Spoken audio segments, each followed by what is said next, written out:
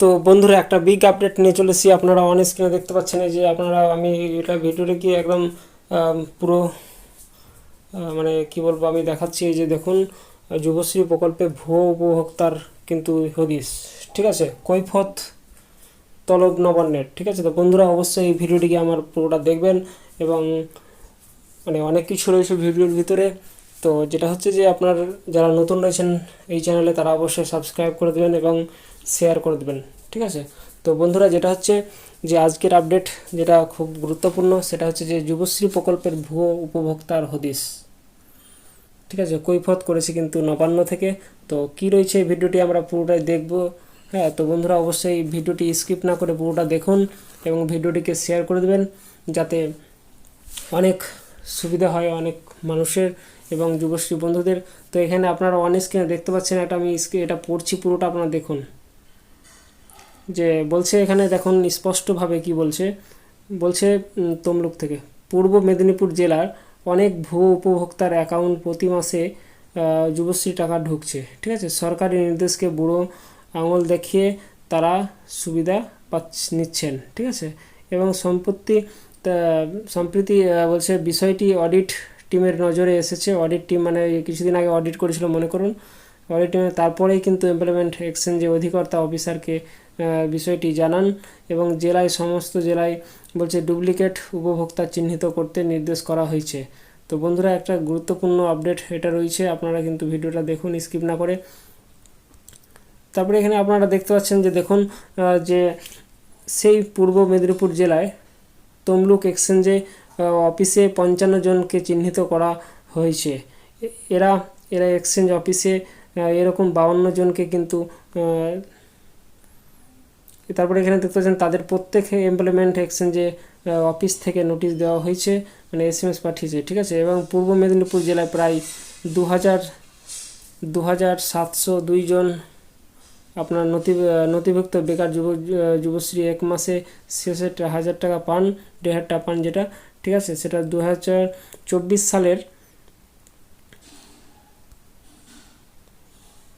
2024 সালের যুবশ্রী প্রকল্পের মেদিনীপুরে 1,21,00,000 উপভোক্তার আপনার কিন্তু দেওয়া হয়েছে। অষ্টম শ্রেণী পাস করলে কিন্তু এটা নাম লেখাতে পারবেন, এখানে রয়েছে।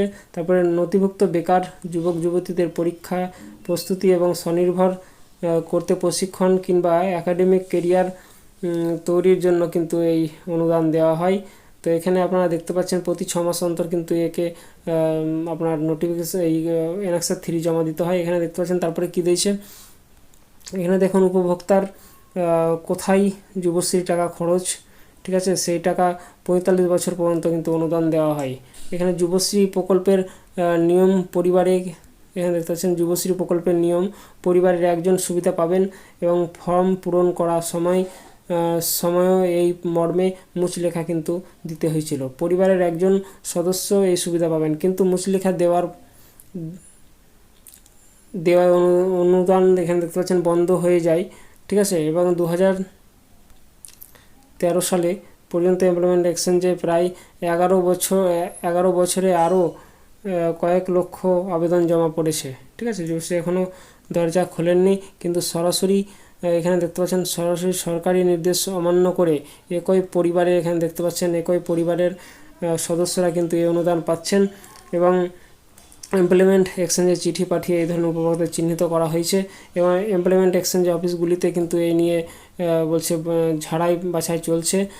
চিহ্নিত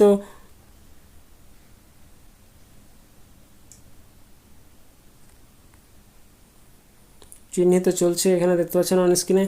তারপরে এখানে কি বলছে 55 জনকে এখানে দেখতে পাচ্ছেন আমরা চিহ্নিত করেছি তাদের। এখানে কে বলছে, এখানে এক্সচেঞ্জ অফিসারকে রামকৃষ্ণ দাস বলেন একই পরিবার থেকে এরকম 55 জনকে চিহ্নিত করা হয়েছে। বলা হয়েছে পরিবারে একজন সদস্য পাবেন, অন্যজনের নাম বাদ পড়বে। এগড়া এমপ্লয়মেন্ট এক্সচেঞ্জে অফিসার মোহাম্মদ হাসান বলেন আমাদের এক্সচেঞ্জে অফিসে এরকম 52 জনকে চিহ্নিত করেছে। পরিবার ভেঙে গেলে তাদের 2 ভাগে উপভোক্তা হওয়ার যোগ্য। তার পরিবার যদি ভেঙে যায় তো অবশ্যই কিন্তু আপনারা সেটা কিন্তু পাবেন। এখানে দেখতে পাচ্ছেন এটা কিন্তু পাবেন কত বছর পর্যন্ত। এখানে তাছাড়া উপভোক্তা 45 বছর হলে কিন্তু এই প্রকল্প থেকে বাদ পড়বেন, ঠিক আছে। তো বন্ধুরা যারা ভুয়ো রয়েছেন তারা কিন্তু অবশ্যই নিজে থেকে শেয়ারটা করে দেন, নাহলে কিন্তু একই পরিবারে একজন পাবেন। নাহলে কিন্তু এখানে দেখতে পাচ্ছেন ওপরে দিয়ে দিয়েছে আপনাদের নবান্নে তলব করেছে, ঠিক আছে। তো বন্ধুরা ভিডিওটিকে শেয়ার করে দেবেন, এবং যারা সরকারি চাকরি করেন তারাও কিন্তু অনেকজন যুবশ্রী ভাতা নিচ্ছেন, তারা কিন্তু বন্ধ করে দিন, বেকার শুধু কী দরকার ঝামেলা। তো সবার জন্যই কিন্তু এই কথাটা বললাম। যেমন ধরেন অনেকজন হয়তো সিভিক ভলেন্টিয়ার করছেন কিন্তু টাকা পাচ্ছেন, ঠিক আছে। তারপর বিভিন্ন সরকারি কন্ট্রাকচুয়াল করছেন, তাও কিন্তু আপনারা টাকা পাচ্ছেন। তো এগুলো সব কিন্তু চিহ্নিত হয়ে যাবে। তো আপনারা অবশ্যই কিন্তু ভিডিওটি শেয়ার করে দেবেন। ভালো থাকবেন, সুস্থ থাকবেন এবং ভিডিওটিকে শেয়ার করবেন। জয় হিন্দ, জয় ভারত। আর যারা নতুন রয়েছেন অবশ্যই সাবস্ক্রাইব করে রাখুন, বিভিন্ন আপডেট আমার এই চ্যানেলে পাবেন। গ্রুপে সব গালাগালি করছে, এখানে কিন্তু আমি প্রত্যেকটা ভিডিও দিব এবার। আপনারা কিন্তু সাবস্ক্রাইব করে রাখুন চ্যানেলটিকে এবং শেয়ার করে দিন।